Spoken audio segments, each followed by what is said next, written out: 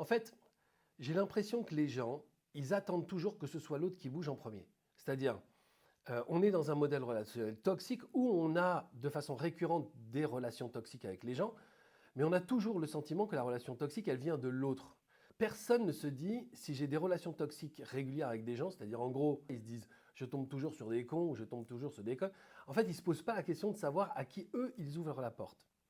C'est pas genre tous les cons de la Terre qui se sont réunis en se disant, allez, on va aller shooter cette personne. Non, c'est moi qui ouvre la porte à un certain type de personne.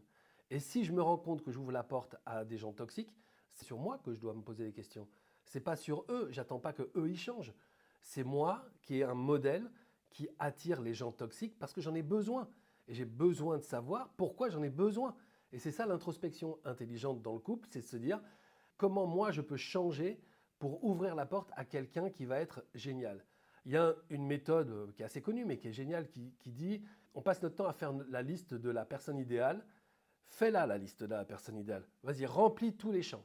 Et une fois que tu as fini, regarde cette liste et deviens cette personne. Si tu es capable de devenir cette personne, c'est que petit à petit, tu as nettoyé justement tous tes champs toxiques et tu es prêt à recevoir une relation amoureuse magnifique et même des relations amicales magnifiques, familiales magnifiques, enfin bref, avoir un modèle relationnel harmonieux.